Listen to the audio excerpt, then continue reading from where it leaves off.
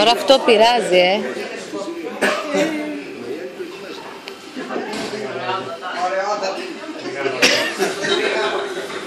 Δεν πειράζει. Αλλιώς δεν μπορώ να πάρω.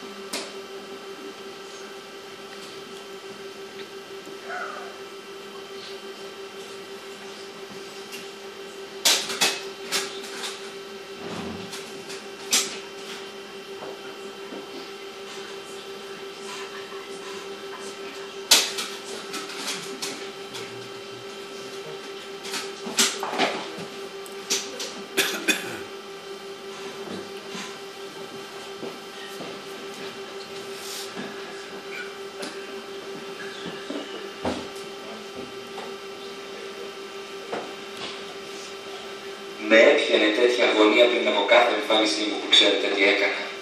Καθώς οδηγούσαμε μέσα σε εκείνους τους στενούς δρόμους που ήταν όλο στροφές, εγώ φούμαρα ντουμάνια και τον έμεσα. Μόνο έτσι μπορούσα να συγκεντρωθώ. Όλες οι αίθουσες που εμφανιζόμουν, όλες ίδιες, όλα ερήπια. Δεν πηγαίναμε σχεδόν ποτέ σε πόλεις ή μεγάλα χωριά, γιατί οι αίθουσες εκεί πέρα ήταν πάρα πολύ ακριβές για εμάς. Ο Λέν ήταν ο μανάτζερ μου. Λαϊκός άνθρωπος, αισιόδοξος, χαρούμενος, με ψηλά σβέλτα ποδαράκια, με το παλτό του, τα γυαλιά του και το λαδωμένο βελούδινο καπέλο του. Αν το συναντούσε σε κανένα μπαρ, θα στεγοήτευε με εκείνα τα καστανοπράσινα μάτια του. Εγώ έχω μανατζάρει μερικά από τα πιο εξαιρετικά ταλέντα της εποχής μου. Πίστεψε με, αλήθεια σου λέω, έτσι είναι. Αλλά τους παράτησα όλους και τον κύριο Δημοσθένη από εδώ πέρα. Αν δεν ξέρω εγώ, ποιος ξέρει, γιατί είναι ο πιο φανταστικός τραγουδοποιός γι' αυτό. Ήταν ρομαντικός άνθρωπος. Και όταν μίλαγε για αυτή την επιτυχία, εγώ έφτιαχνα με το μυαλό μου παραμύθια. Και υπήρχε και η Μέρη, η ερωμένη. Ω ναι, η Μέρη. Δεν μου ζήτησε ποτέ γάμο. Η πίστη και αφοσίωσή της σε μένα της αρκούσε. Και δεν ήταν ποτέ ο τρελός ο έρωτας, όχι. Ούτε καν στην αρχή. Αλλά κράτησε. Ήταν μια σχέση που κράτησε. Άλλο που εγώ όσο περνούσαν τα χρόνια πίστευα πως δεν θα κρατούσε για πολύ. Γιατί αυτή η αδιαπραγμάτευτη, ακούραστη αφοσίωσή της με έπνιγε. Και ό,τι και αν έκανα, ούτε η κακή μου συμπεριφορά, ούτε η αδιαφορία μου, ούτε οι συνεπείς απιστίες μου μπορούσαν να την ταρακουνήσουν.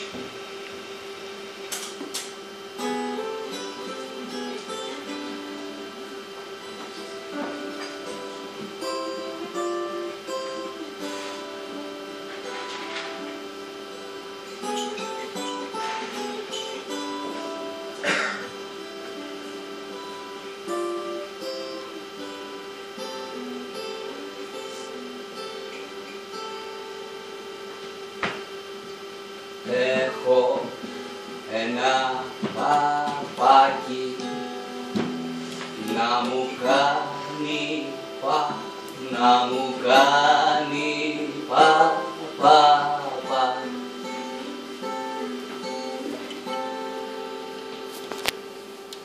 και ένα κουνελάκι όλο μου πουνάει, όλο μου πουνάει τα αυτιά.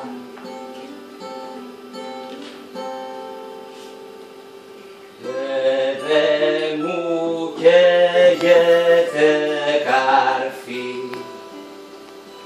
αν εσύ περνάς και δε μου ξανά να μιλάς.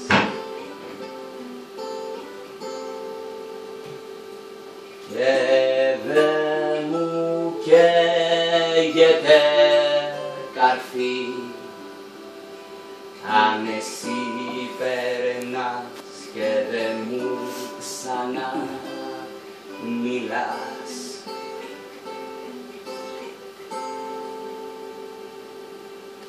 Ίσως να ξανάρθεις όταν θα έχω πια, όταν θα έχω πια χαθεί.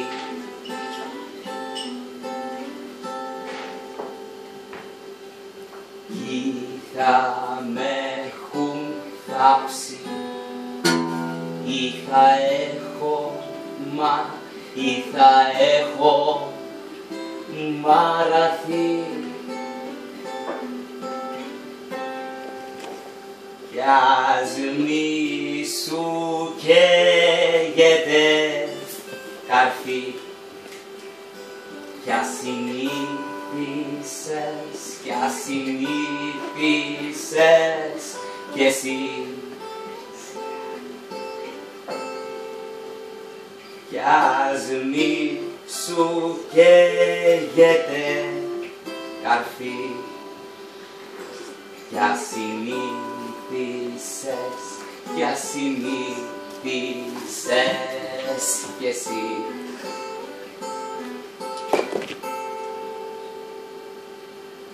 Ας ερχόσουν για λίγο, μοναχά για ένα βράδυ,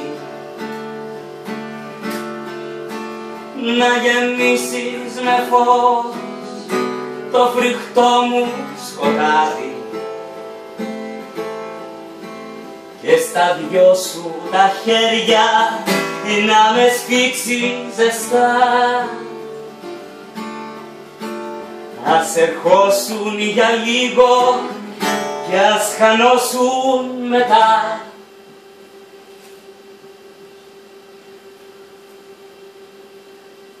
Να σου πω κάτι. Αν σκέφτεσαι να μπεις στο επάγγελμα, ένα πράγμα θα σου πω. Είναι η καλύτερη συμβουλή που θα ακούσεις και είναι η βασική αρχή που είχα ως μάνατζερ όλα αυτά τα χρόνια. Αν είναι να δουλέψεις με μεγάλους καλλιτέχνες, μεταξύ σας πρέπει να έχετε σχέση αυστηρά επαγγελματική. Άκουμε, ξέρω τι σου λέω. Εσύ μέσα στην καρδιά σου μπορεί να τους αγαπάς ή μπορεί να τους μισείς. Άλλο αυτό, άσχετο. Ο καλλιτέχνης πρέπει να κάνει τη δουλειά του και εσύ τη δική σου. Ο ένας συμπληρώνει τον άλλον. Αλλά αν μπουν στη μέση φιλίες, συναισθήματα και τέτοια, αυτά πάει, το χάσες στο τρένο. Εγώ ένα κανόνα είχα πάντα στη ζωή μου. Η φιλία φιλία και η δουλειά δουλειά. Ο μεγάλος τραγουδοποιός Δημοσθένης. Αυτός δεν ήταν μεγάλος καλλιτέχνης. Μεγάλος καλλιτέχνης δεν ήταν. Στην καλύτερη περίπτωση μέτριος. Ξέρω εγώ, αν δεν ξέρω εγώ ποιος ξέρει. Ταλέντο και βέβαια είχε ταλέντο. Και μυαλό. Μυαλό. Μόνο μυαλό ήτανε. Και τι του έκανε αυτό το μυαλό, θα σου πω εγώ τι του έκανε. Τον ευνούχισε, αυτό έκανε. Τον αχρήστεψε. Και εσύ εκεί δηλαδή τι κάνεις. Προσπαθείς να μανατζάρεις ένα φανταστικό ταλέντο, το οποίο δεν έχει ίχνος φιλοδοξίας, επειδή δεν του το επιτρέπει το μυαλό του. Μα όχι, πες μου, είναι αυτός καλλιτέχνης για να δουλέψεις, είναι αυτός άνθρωπος να το αφιερώσεις όλη σου τη ζωή. Πες μου, πώς θα μην πάθω έλικος μετά.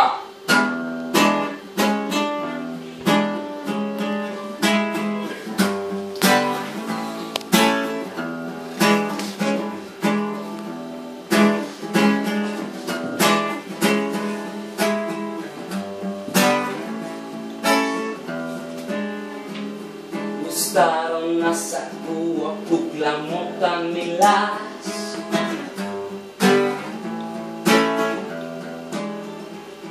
Να λιθορίζουν μάτια και όταν συμπίστα κοιτάς. Γουστάρω όταν ακούω αχ τι παιδί είναι αυτό.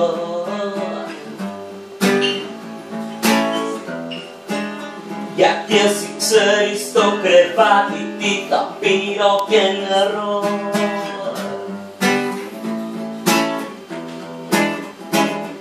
Γουστάρω όταν κλαίω δεν ρωτάς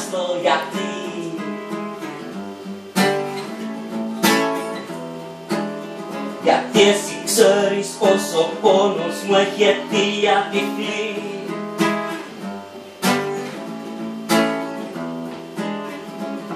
Γουστάρω σαν κατούλα όταν μου παίζεις κρυφτό.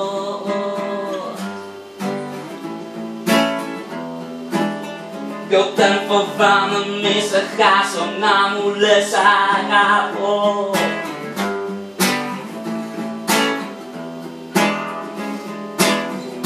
Ξέρω πως δεν είμαι αυτός που πάνω του θα στηριχθείς κι ούτε λεφτάς κι ίσως νας πιωμένο μες στα μπαρ να με βρεις. Όμως εγώ θα σου μετρώ της πόλης στο σφιγμό μ' αγκαλιές. Θα σου χαϊδεύω το μυαλό με χίλιες και μια νύχτες γλυκές. Στα σκοτεινά δωμάτια είναι ψυχή μας γυμνή και δεν χωράνε εκεί μυστικά. Και εκεί να σ' αγαπάω ξέρω κουκλά μου εκεί η μοναξιά μου στο καθρέφτη όταν σπά.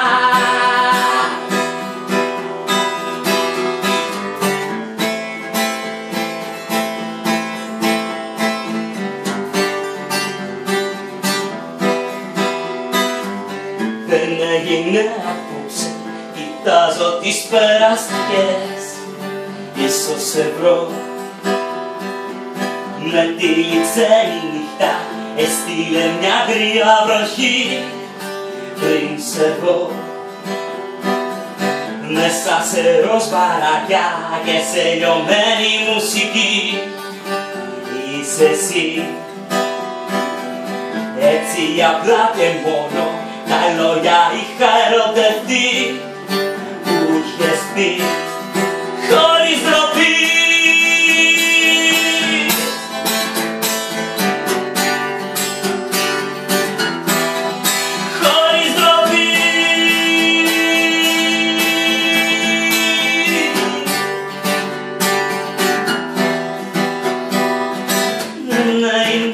Απόψε πάλι μπροστά μου η φωνή να μιλά.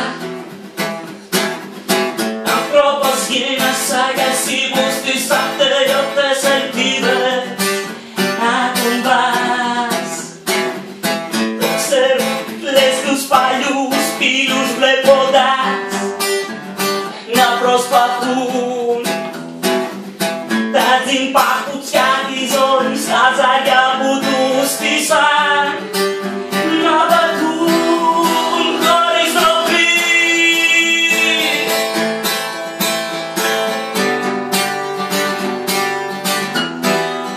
Χωρίς ντροπή.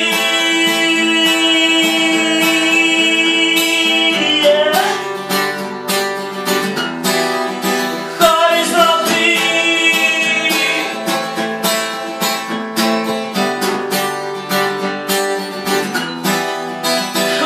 ντροπή.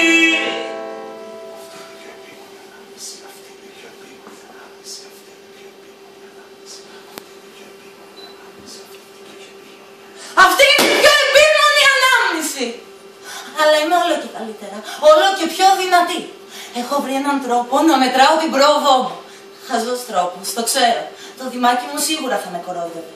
Αλλά εγώ μετράω την πρόοδό μου με τις ώρες που κοιμάμαι και την ποσότητα αλκοόλ που πίνω. Μ' αρέσει που ζω εδώ τώρα.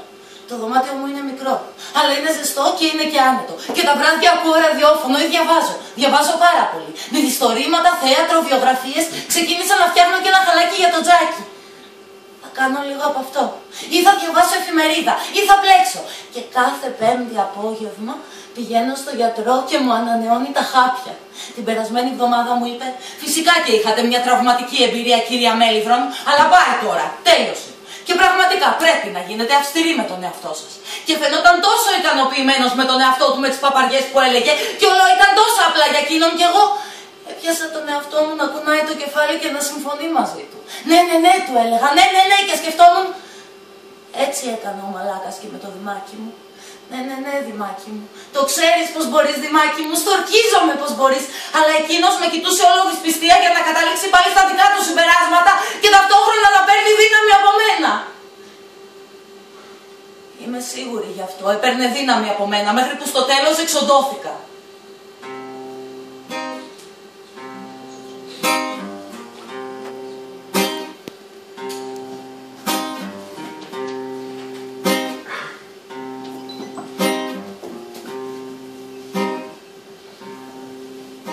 Για πες μας χάρε να χαρείς, εσύ που είσαι στον Άδη. Οι μερακλείδες πως περνούν στο μαύρο σου σκοτάδι. Έχουν κρασί να πίνουνε, κιθάρες να βαράνε και κορίτσια όμορφα μαζί τους να γλεντάνε. Για πες μας για τους πλούσιους με τους πολλούς παράδες, οι μαύροι τη φτωχολογιά πως ζουν οι φουκαράδες. Έχουν κρασί να πίνουνε, κλαρίνα να βαράνε και κορίτσια όμορφα μαζί τους να γλεντάνε. Αν θέλετε να μάθετε εσείς που με ρωτάτε, διαβάτες είστε άνθρωποι αυτού που περπατάτε. Δόξες και λεφτά εδώ, παιδιά μου, δεν χωράνε. Όσοι έχουνε καλή καρδιά, αυτοί καλό περνάνε. Τα λεφτά, τα χρήματα στον Άδη δεν περνάνε. Σ' άλλους θα τα αφήσετε και θα σας βλαστημάνε. Γαϊδέστε όλοι, δέστε και εμένα, άλλο δεν ζητώ. Που έχω στους ώμους περασπασμένα και ακροβατώ. Γύρισε κάτω η μέρα κι ακόμα εσύ να φανείς. Μην κλαις πουλί μου, μην κλαις πουλί μου.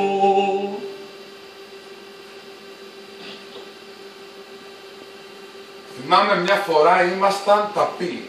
Τίποτα λέμε, μηδέν. Και ο Δημοσθένης σε εκείνη τη φάση ήθελε 2 μπουκάλια τσίπουρο τη μέρα. Είχανε μαλώσει με τη Μέλιδρον, αυτή είχε σηκωθεί, είχε φύγει κλασικά και εγώ με την τσέπη γεμάτη απλήρωτους λογαριασμούς. Η ώρα 8. Ανοίγω τις πόρτες. Καλά, δεν έσπρωξε και το πλήθος για να μπει μέσα, κανείς, ούτε ένας. Και είχε αρχίσει και να χιονίζει, δηλαδή, Θεέ μου, κλείνω τις πόρτες. Αυτός μπεκρός στο καμαρίνι, στο μαύρο χάλι να τον βλέπεις και να λες τώρα θα πεθάνει. Βάλε μου ένα πατώ, να μου λέει. Εγώ κάνω πως δεν τον ακούω. Τέλος πάντων, με τα πολλά γύρω στους 9 μπαίνουν 2-3, μετά κι άλλοι γέμισε η αίθουσα, δεν θυμάμαι τώρα λεπτομέρειες. Βγαίνω εγώ. Καλησπέρα σας κυρίες και κύριοι. Και τρέχω στον Δημοσθένη. Του λέω, έτοιμος. Και αυτός σηκώνεται αργά, τον κοιτάω και λέω, τώρα θα ξεράσει. Και πάει ανάμεσα στον κόσμο, βάζει το υπόλοιπο του μπουκαλιού σε ένα ποτήρι, πίνει, σηκώνεται αργά, πιάνει το μικρόφωνο. Αν με πήγαινα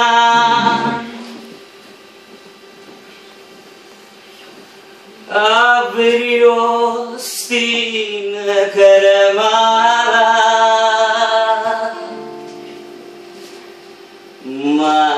μανούλα μου, Μανούλα, δόλια μάνα, θα πέφτει από το δάκρυ στάλα στάλα, από τα μάτια σου τα μεγάλα. Μανούλα μου, Μανούλα, δόλια μάνα.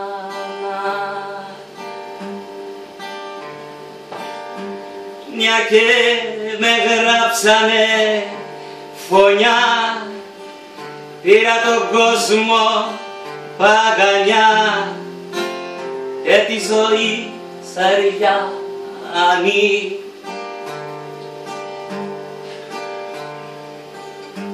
Κακό να κάνω στους κακούς, που εσύ μονάχα τους ακούς, μόνος σου δεν τους πιάνει.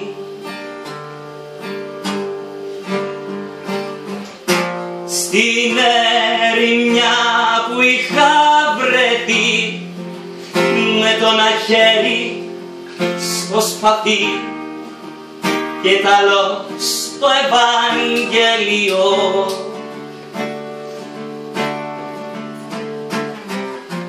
ήρθαν μανάδες κι όρφανα κι είπα το δάκρυ που πονά να τους το χαμογέλιο.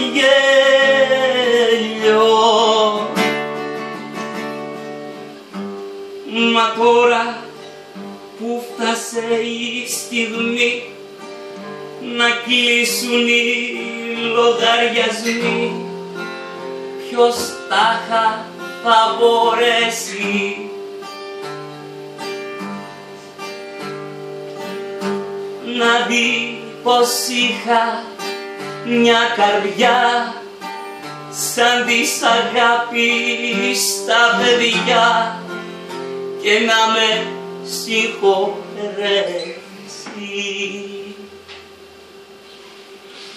Είναι χειμώνα, είναι νύχτα, βρέχει, οι δρόμοι στενοί, πηγαίνουμε για παράσταση. Παράσταση την έλεγε πάντα, το έλεγε με έμφαση, κοροϊδευτικά. Που δίνω παράσταση απόψε. Περιμένεις μωρή να δώσω εγώ παράσταση σε τέτοιο μέρος? Σαν να ήταν ένα παιχνίδι που θα παίρνε μέρες μόνο αν ήθελε. Ίσως γιατί μόνο έτσι μπορούσε να μιλάει γι' αυτό. Τέλος πάντων, ο Λένι οδηγεί ως συνήθως. Εγώ είμαι στη θέση του συνοδηγού, ακριβώς πίσω μας ο φανταστικός τραγουδοποιός Δημοσθένης, καθισμένος στο πάτωμα του φορτηγού με το τσίπουρο ανάμεσα στα πόδια. Συγκεντρωμένος και ευτυχισμένος. Όχι ευτυχισμένος. Αμφιβάλλω αν έμαθε ποτέ του τι σημαίνει ευτυχία. Όταν του μιλούσες, γύριζε και σε κοίταζε και ήταν σαν να βλέπει πέρα από σένα. Με μια σιγουριά, μια δύναμη ανώτερη που μόνο εκείνος είχε. Ρε πόσο δεν μπορούσα αυτή την ανωτερότητά του. Και τότε εγώ ούτε που υπήρχα γι' αυτόν. Πολλές φορές δεν υπήρχα γι' αυτόν. Πριν από κάθε παράσταση με διέγραφε τελείως. Με εξαφάνιζε εμένα ρε, που τον νοιαζόμουν, που τον φρόντιζα, που του έκανα όλα του τα χατήρια. Εμένα που εξαθλιώθηκα για χάρη του. Αυτή είναι η πιο επίμονη ανάμνηση. Και όταν τον θυμάμαι, έτσι καθισμένο στο πίσω μέρος του φορτηγού, ρε πόσο τον μισώ ξανά.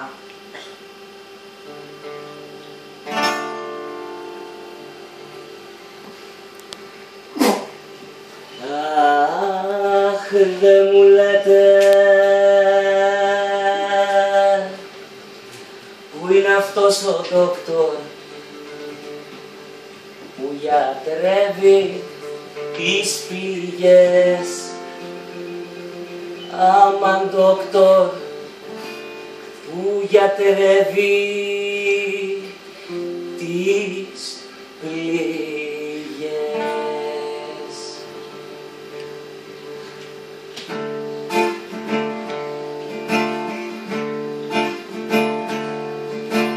Αμάν Γιάννα Γιάννη, όχ και τις δικές μου, που σαν τις μετρήσεις χλες. Αμάν δόκτωρ κρίσεις κλαις.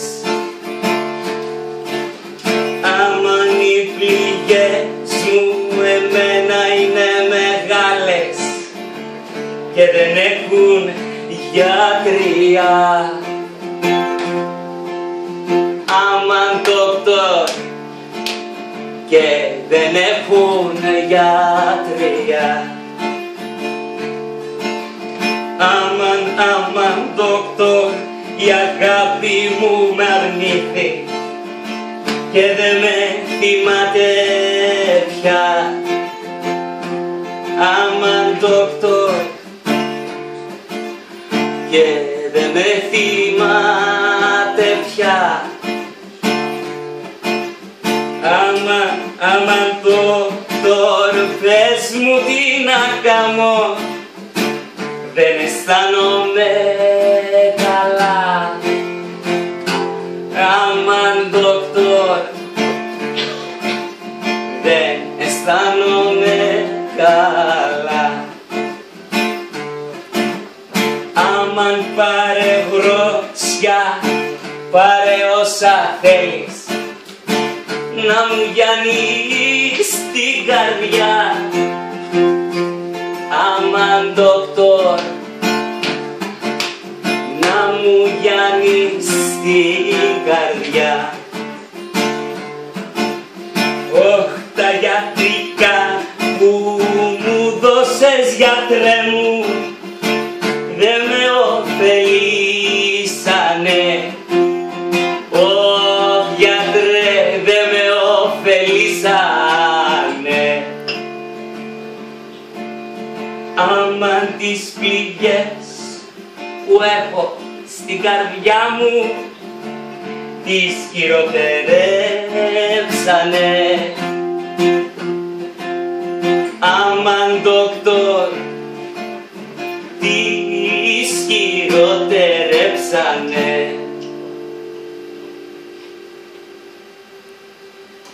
Εγώ αυτό που έχω να πω για εκείνο το βράδυ, και αν θες πίστεψέ με, αν δεν θες μην με πιστεύεις, δεν με ενδιαφέρει. Εγώ αυτό που έχω να πω είναι πως όλοι όσοι ήρθαν έμειναν άφωνοι. Είχα ξαναδεί το Δημοσθένη να κάνει πολλά πράγματα πριν από αυτό, αλλά ποτέ κάτι τόσο εκθαμβωτικό. Και να σου πω το πιο περίεργο, δεν ακούστηκαν μετά ούτε χειροκροτήματα, ούτε φωνές, ούτε χαρές, ούτε γέλια, τίποτα.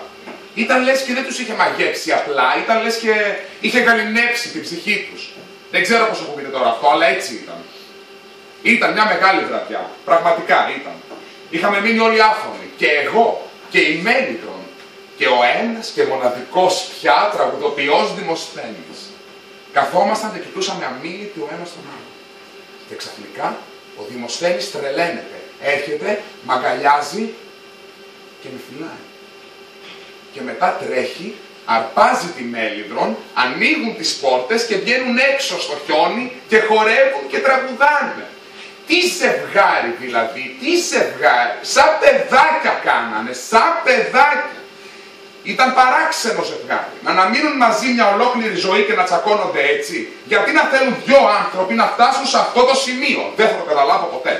Και βέβαια μπορούσαν να χωρίσουν, γιατί δεν χωρίζανε. Τι να σου πω, δεν ξέρω.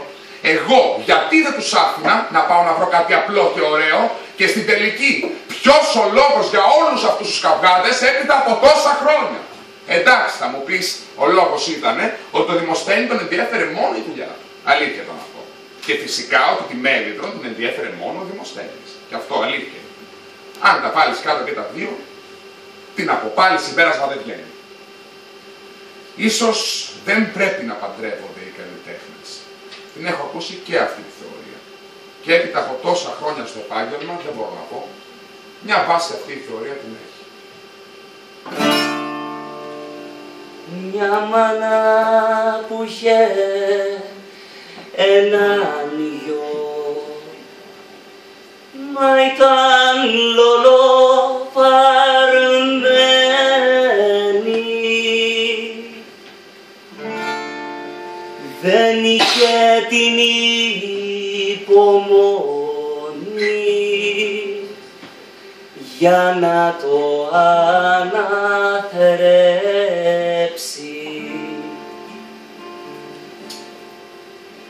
Και στην ποδιά της το βάλε.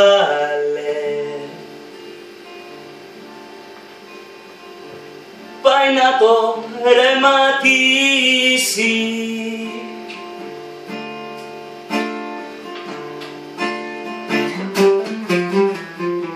Στο δρόμο που πήγαινε, στη στράτα που πηγαίνει,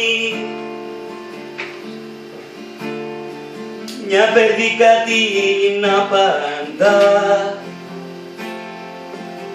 μια περδίκα της λέγει: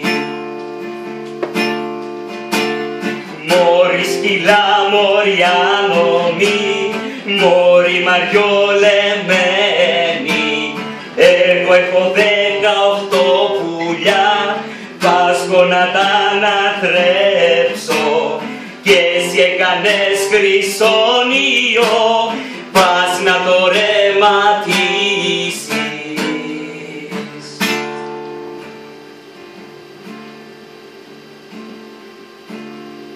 Και στην ποδιά της το βάλε, στο σπίτι της πηγαίνει,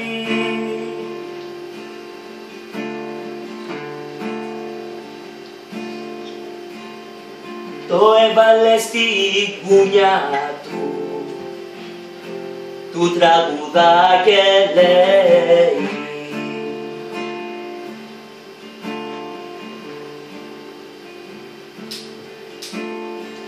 γέμουσα γίνεις κυνηγός, σα γίνεις παλικάρι,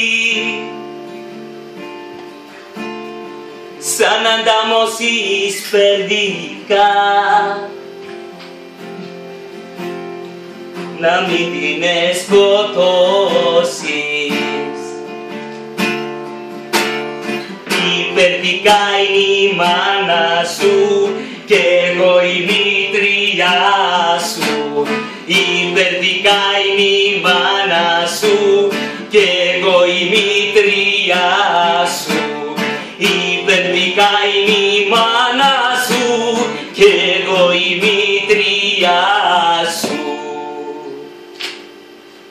Το μωρό θαύτηκε σε ένα χωράφι αριστερά του δρόμου έξω από ένα χωριό όπως πάμε βόρεια. Και είναι αστείο, αλλά δεν έχω γνωρίσει ποτέ κανέναν που να έχει πάει εκεί. Υπάρχει όμως. Είναι ένα μικρό χωριουδάκι πολύ απομακρυσμένο στις βόρειες ακτές. Και οι άνθρωποι εκεί μου είπαν πως όταν ο καιρός είναι καλός είναι πάρα πολύ ωραία. Μάλιστα μπορείς να δεις κάποιο νησί απέναντι. Μόνο μια φορά έτυχε να βρεθούμε εκεί. Δεν ξαναπήγαμε ποτέ. Και εκείνη την εβδομάδα έβρεχε συνέχεια. Δεν ήταν βροχή, ήταν μια βαριά υγρή ομίχλη. Αλλά είμαι σίγουρη πως θα είναι πάρα πολύ ωραία όταν ο καιρός είναι καλός. Τέλος πάντων, εκεί θαύτηκε το μωρό. Το δημάκι μου έφτιαξε ένα ξύλινο σταυρό.